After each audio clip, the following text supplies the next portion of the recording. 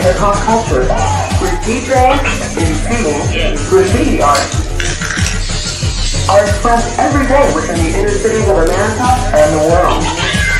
You are not doing hip-hop, you are hip-hop.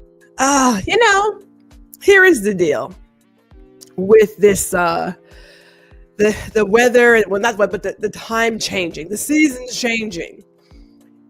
This right here, okay, it's brighter now because the seasons are changing, which means I'm going to have to adjust this office one more time because it keeps wanting to meter for the light behind me. And I'm like, dude, I'm right here. But let me not focus on that. We are going to continue our conversation. And I know I have not put out what the June topics are, but you'll see them probably later on today because I've already written them. I'm working on July. But this is a rabbit hole. This is one of those rabbit holes that we need to have more conversations about. We really, really do. And so I am here to have more conversations about this. So can we talk about women really quick? Can we chat about women? How, we are second-class citizens. Know it or not, we are second-class citizens. And so many of us want to be seen and heard. We deserve to be seen and heard. We deserve it. But there are some women who you may know as mean girls. And mean girls, I believe, that's putting it mildly, because some of us may have been mean girls in the past, but we have seen the error of our ways. And so we're not there anymore. So that could be it. But then there are some women who are mean girls who stay there. And they stay there because the women in their life probably weren't the very best, If your environment doesn't give you really great examples, you take that with you. Everybody brings some baggage, like every single one of us, right? We all bring baggage. And so I think about Jamila Jamil, where she was on the Red Table Talks a few years back, and she mentioned to Jada and the others that she was a misogynist. They were like, wait, what are you talking about? How is that even possible? Like, what? And people couldn't see it. They didn't understand. When she talked about it, though, she was really clear about how she felt about women. That she hated them. Not that she really hated them, but she had some animosity towards them because in her life, when she was younger, she didn't have like this really positive vibe with women. And she was holding on to this so much so that when she was out there trolling these other celebrities and slut shaming other women and saying all these really awful things, it was coming from that place. Now, we know that men right now hold the title for being the biggest, most well-known misogynist. We know that, but women do it too. And women sometimes can be extremely awful. And I don't know if some women even recognize that they are doing it and that they are misogynists. I don't believe some women know that they are in that box. Like they check the box and the definitions for being misogynistic. So I want to talk about this really quick.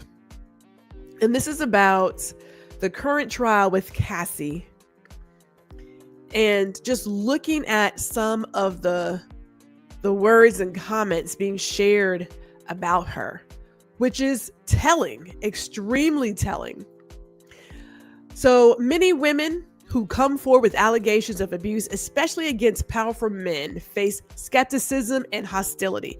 Cassie has been accused by some online of choosing to stay in the relationship despite the abuse, benefiting from the relationship such as through her music career or lifestyle, participating willingly in the so-called freak-offs despite her testimony that she was coerced and drugged. This reflects a broader societal issue where victims, particularly women, are often blamed for their own victimization.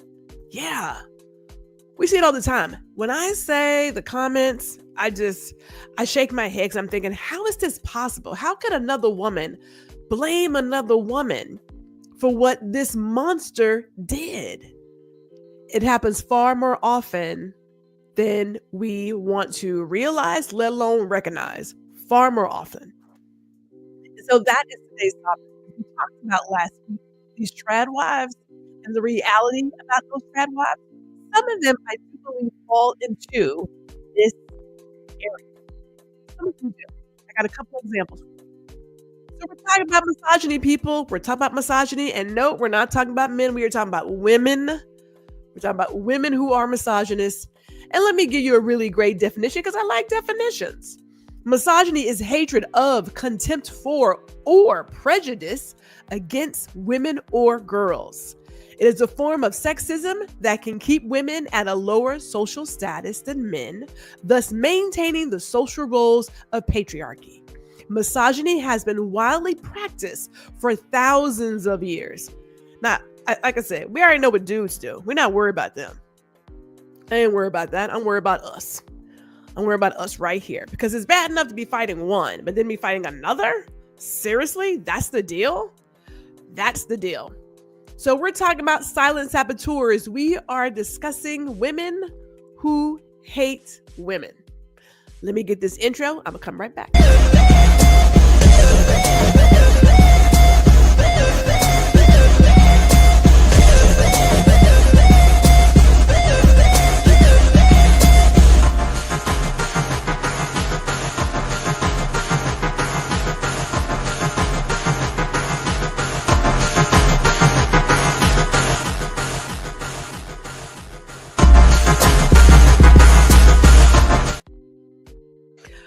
Oh, good afternoon, everybody. It is Gwendolyn.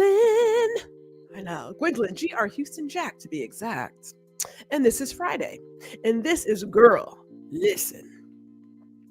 Yes. Yeah. So obviously, being Friday and me being on my soapbox, we are streaming live to LinkedIn and to YouTube. And if you're on YouTube, I cordially invite you to like, share, and subscribe.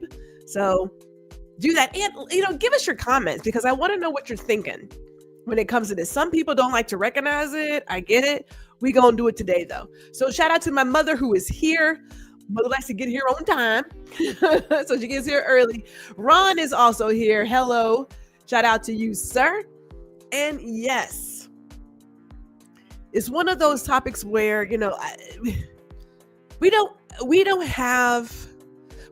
haven't had enough conversations about women who are misogynists and women who keep up this war on women. We get this idea that you just got, sisters out here doing stuff and these guys are making these policies but there is a woman. There are women who help promote the policy, create the policy, put it into practice. They don't do it by themselves. If you were to ask some random people right now, random women right now, you're going to find a couple that don't believe that women deserve equal pay. I kid you not. And you're like, how is that possible? I can't explain it. I don't know what to tell you. I can't explain it. But this is where we are. So we want to talk about this. We want to talk about these silent saboteurs, these women who are doing some stuff, keeping it up. Do I have a solution for it? I don't have one right now, but this is the first part of us talking about this. This is not a one-time kind of thing. But in doing some research, we do have some ideas of women who may not recognize that they are misogynists, right? So we took to the research because we have to do some research here. We're not making up stuff. We did some research and we have 4 types that we're going to talk about today. So first is your misogynistic Puritan. Now this lady, she takes the ideal woman to be domestic, subservient, nurturing, kind, mild-tempered, alluring, youthful, and sexually pure prior to marriage. She has adopted this feminine ideal from her misogynistic husband, family, or acquaintances. They all run together, right? Birds of a feather flock together. Yes, they do. She takes herself to be pretty darn close to the feminine ideal. She is subservient, always standing behind her man as a solid pillar of support. She hates women who deviate from the feminine ideal and takes it to be her life's mission to find ways to discipline them and ultimately get them on the right track. Now, this may explain why some of these chicks out here are so anti-abortion. They claim to be pro-life, but they're not about pro-life. They're anti-abortion, because that's what that is. For me, that explains some of those people. If you've ever watched, what was that show? Sister Wives? Yeah. Yes. Some of them were very much that. There is a role that we're supposed to play as women, and when you don't do the right thing, look, I'm going to help you get there. It's exhausting. Can I just say that? It's bad enough that you've got these systems in place that have been in place for a very long time that you're already fighting. But then when you think you're doing all this work and that you're with some fellow women who are going to help you get to the next whatever, when you believe that's happening, you're like, wait a minute, you're not helping me after all? What? Yeah, that's there. So here is our second type. This is all from Psychology Today, by the way. So we're not making up stuff. This is the self-critic. She is disdainful toward women who are not very feminine, whether it's because they choose not to be or because they are just bad at acting in a traditional way. For instance, women she takes to be too fat, too big, too masculine, too angry, too loud, too competitive, too hard forward, or too alpha. She is in favor of traditional gender roles and will use any opportunity she gets to preach their social virtue. Men should be dominant alphas. Women should be soft and compliant. And of course, she sees herself as being one of those. So, trad wives. I do believe, I don't mind saying that, I believe a good chunk, if not all of those trad wives are this. They may not know it. Again, there was a discussion in the article, in multiple articles, that a lot of women are just, they don't understand that their behavior falls into this category. The women who are out there victim shaming Cassie, I am certain they don't see themselves as being misogynists. They don't see it. I remember years ago, there was a lady I met who said that she didn't have any woman friends. She didn't have any lady friends. And I was like, Now I'm gonna tell you right now, I find it hard to trust any woman who has no woman friends. I'm gonna go ahead and tell you. That it just, for me, it raises like red flags all over. Because I'm thinking, what's wrong with you? What happened and what's really going down with you? It's a telling sign. But those kinds of women who have this idea that, women are dramatic and women do this and women are evil, filthy creatures. Yeah. Now, funny enough, there's a place for them. There's a place for women like that who, and this goes beyond just being the mean girl. They are doing some real sabotaging. And some of them you see in the workplace. And I know there are some women who may know that. Before I get to that chick, let me talk about this one. Because those of us who have watched The Handmaid's Tale, that's your prime example of the misogynistic self-loafer. Now, when I watched it, I just watched it starting last year. Thanks to my dear friend Ron, because I don't watch a lot of TV. He said, Gwendolyn, you would enjoy this. He said, you would enjoy it. And I was like, what? When I saw these women who are actively participating in harming other women because they want to save them, they want to save the babies.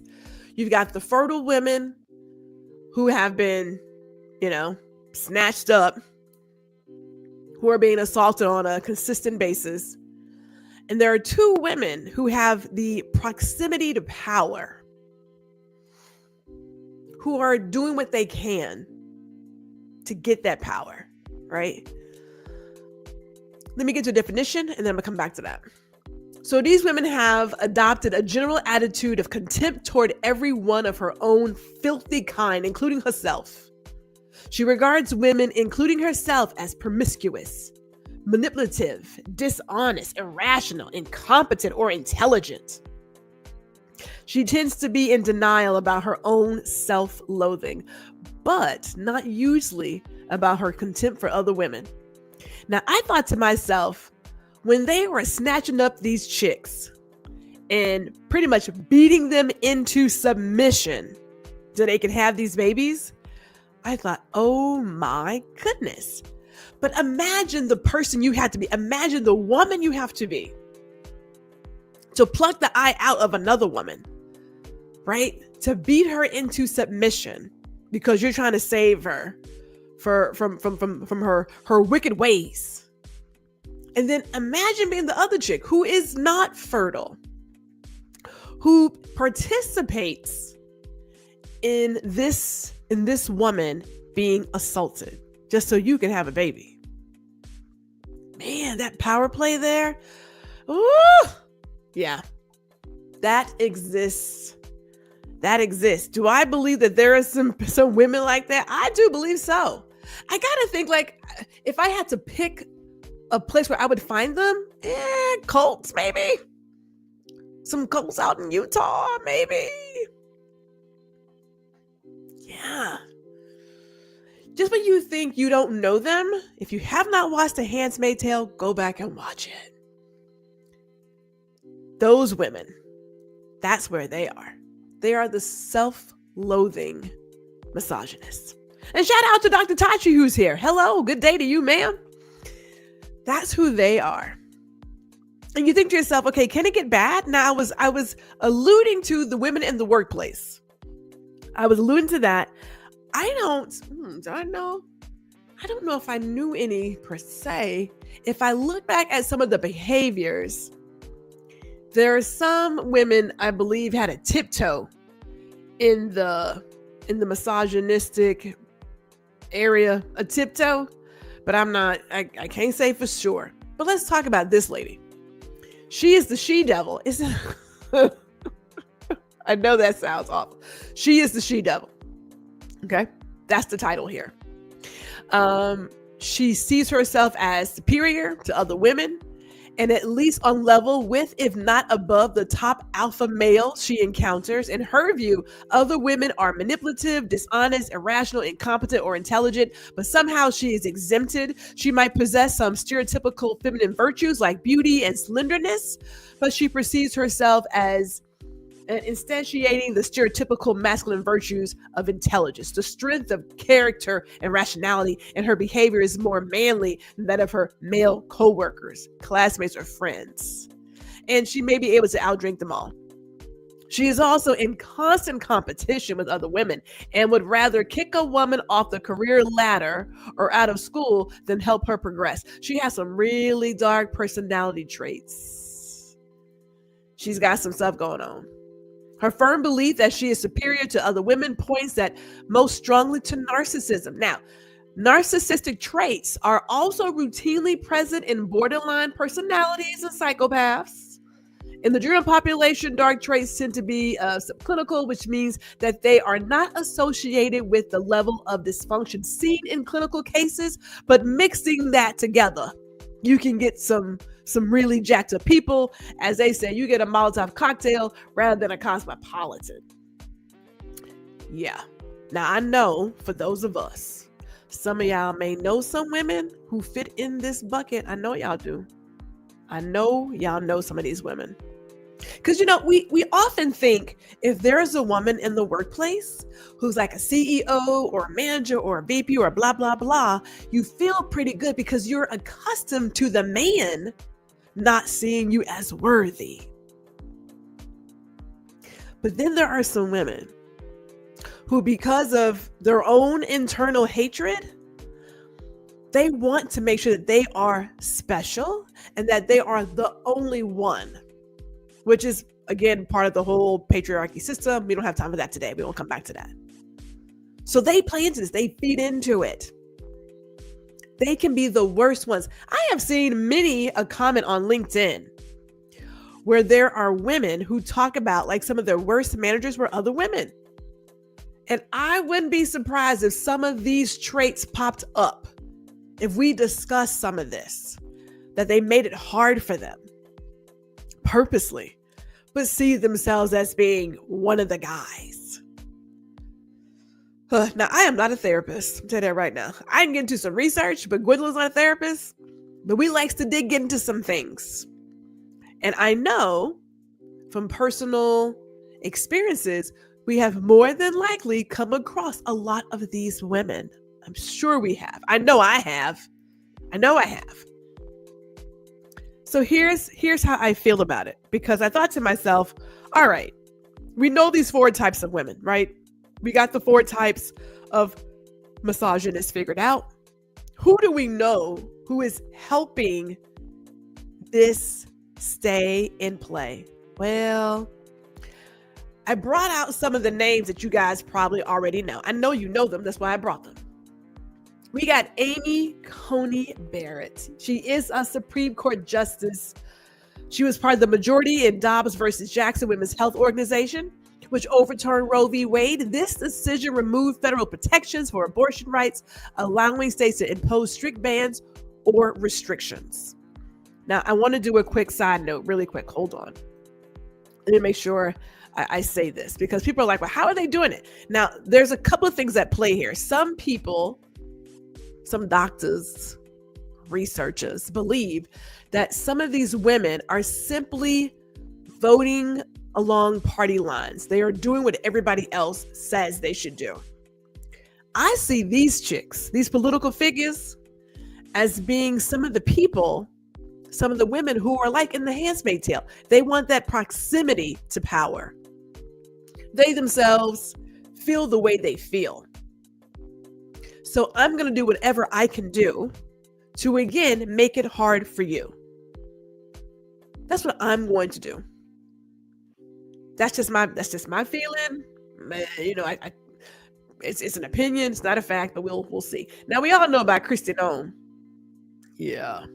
The governor of South Dakota at that time. She supported and signed some of the strictest anti-abortion laws in the country, including bans with no exceptions for rape or incest, because those kinds of activities, it's just part of living as a woman or a girl. Like, hello, didn't you know that? And I asked myself, how can another woman inflict so much pain on another? When I say there is some self-loathing there, man, it is there. The contempt is real. It is real, people. We got another here for you, just in case. We have Marjorie Taylor Greene, Lord bless, and Laura Boebert. Yeah. These are Republican members of the U.S. House of Representatives who have vocally supported policies that restrict abortion access and oppose certain gender equity initiatives, often aligning with far-right platforms. I keep thinking in their head, either you believe I'm better than, so I'm like the alpha males. I'm sure like MTG thinks she's like, well, I'm so smart and da-da-da, but meh. There's got to be in there somewhere that you just figure I'm over here, so I'm going to be exempt. I would love to get into the brains of some of these women, but that requires them recognizing that they are misogynists. I mean, there's that.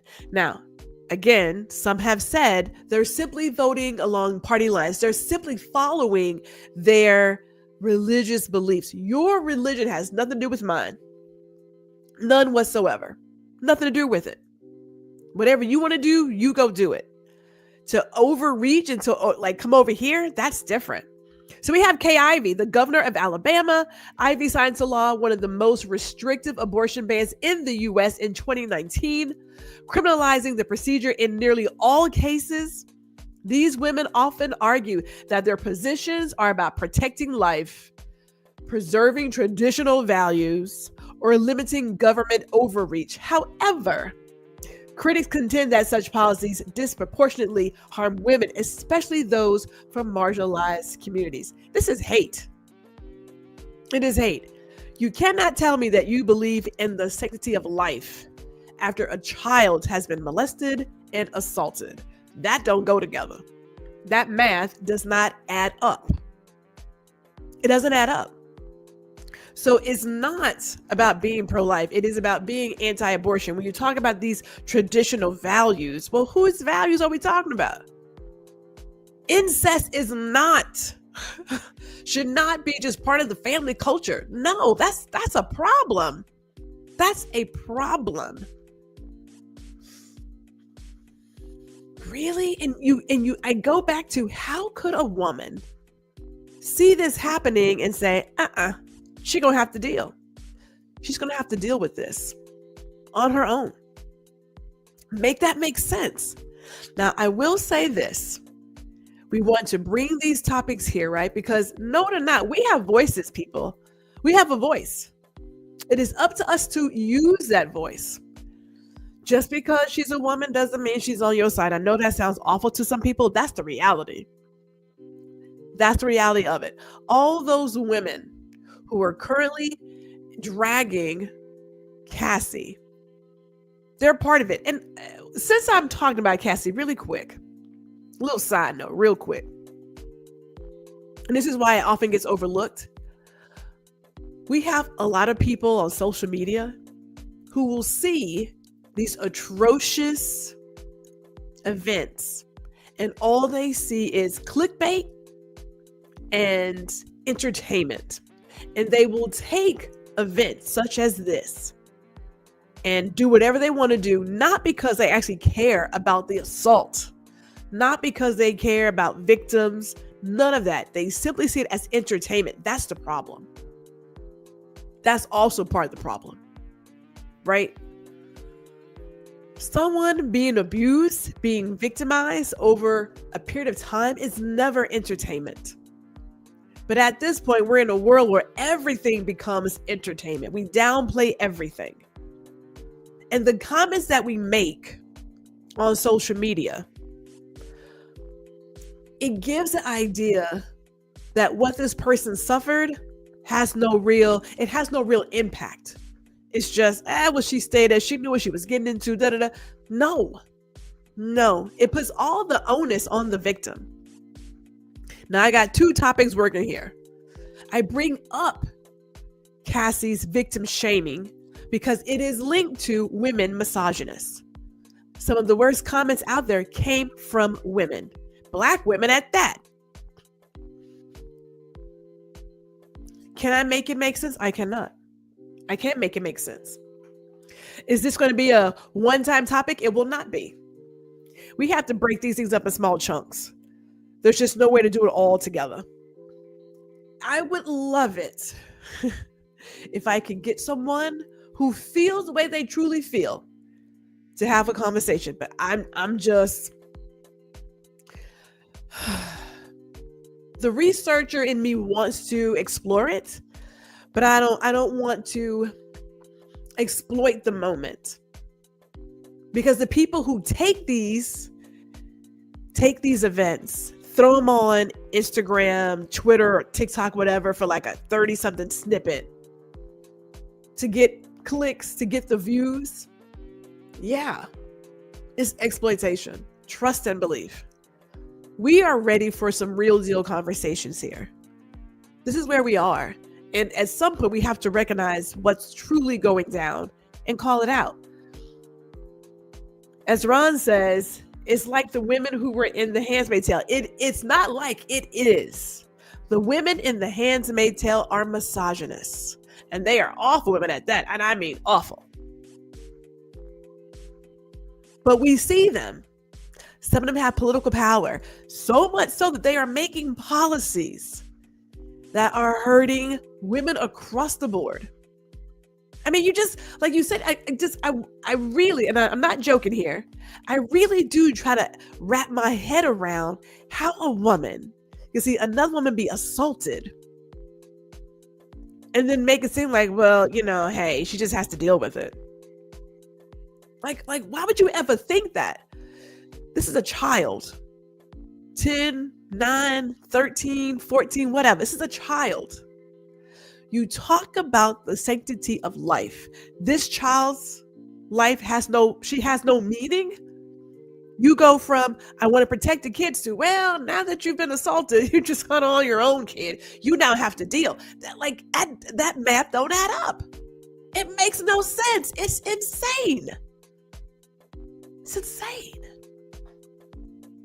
Let me go. Okay. Let me do this because I know my time is here. Like I said, we're not done with this conversation. We are not done because we got to take our time here. We have to take our time, but I do want to do this. It's Friday, which means it's That G is Fire Fridays. We have already completed this episode of Girl Listen. We're going to roll over to Indie Soup Media and catch a replay of Girl Listen. And also, we've got Ladies Listen Up. There's a recap. It's recap night. It's recap night. Oh my goodness. It's moved so fast. So what is that? 6 o'clock Central, 7 o'clock Eastern. Get on to Indie Soup Media on YouTube or Facebook, Twitch. We'll be there in the interactive chat. We had a great time last week. It was just, if Black women would just listen. Ooh, we had a great time last week. So you want to be there, 7 o'clock Eastern, 6 o'clock Central, Indie Soup Media. And I will also say this, as we're talking about the podcast, what have you, you can get Girl Listen on Amazon Music, Spotify, iHeartRadio, and as I mentioned before, yes, we are on Indie Soup Media. So check us out. Be sure to check us out over there. And 2 more things, because I have to. Gwendolyn, yeah, it's the summer, but hey, you can start planning for your senior session, your family photos. This is the time to do it now. Well, wait a minute. That ain't even the right one. Hold on. That was for my glasses. I want to do this one. There you go. G, Photography by G. Let me get my commercials together. Yes. I'm going to be in Houston this week. I got some things to do. We're going to get some beautiful photos together. But yeah, check us out. You can go online at G, Photography G, byg.com. And lastly, my dear friends at the conference call, they are giving us all the tea when it comes to RuPaul's Drag Race All-Stars. Hello, and this is the recap show. My name is Chris Edwards, and I'm here with my other 2 co-hosts. I'm Ronald. TJ. Yeah, and we do a recap show every week for Drag Race. We'd love for you to like our videos, subscribe, and to hit the notification button so you can get notified every time we drop new videos. Every week we bring you lots of fun commentary and our take on what Drag Race is.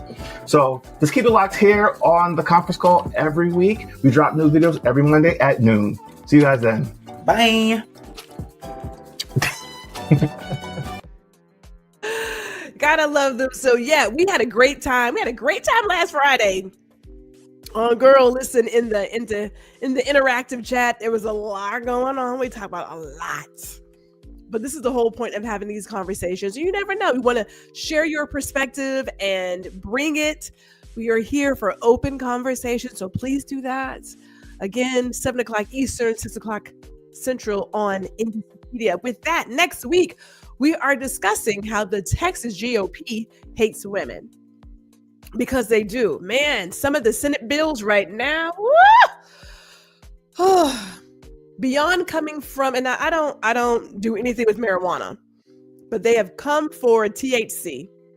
They are now coming for the books.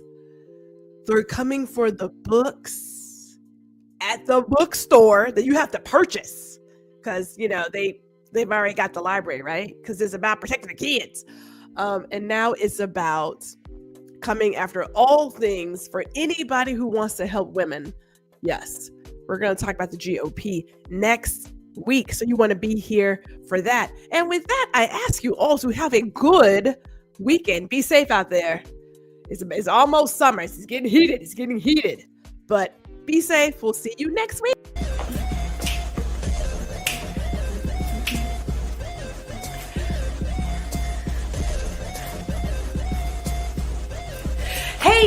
G, thank you for watching this episode of Girl Listen.